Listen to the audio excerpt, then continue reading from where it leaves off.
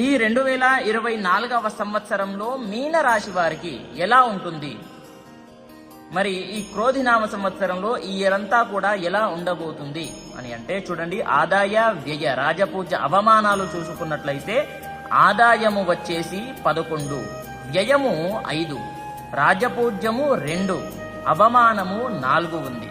మరి ఈ సంవత్సరం అంతా కూడా ఎలా ఉంటుంది అని అంటే అనేక కష్టాలు సంప్రాప్తవ్వబోతున్నాయి. కష్టాలు తప్పవు. ఆరోగ్యం పట్ల కూడా జాగ్రత్తలు తీసుకోవాలి. ఆరోగ్య భంగము కనిపిస్తూ ఉంది. మరియు ఖరీదైనటువంటి వస్తువు ఏదైనా సరే పోగొట్టుకునే అవకాశము కనిపిస్తుంది.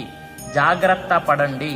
మరియు వ్యాపారాల్లో లాస్ వచ్చే అవకాశాలు కనిపిస్తున్నాయి. ఏదైనా కొత్త వ్యాపారం మొదలు పెట్టారా, దాంట్లో లాసే ఉంటుంది. కాబట్టి జాగ్రత్తగా ఉండండి. ఇంకోటి, కోర్టు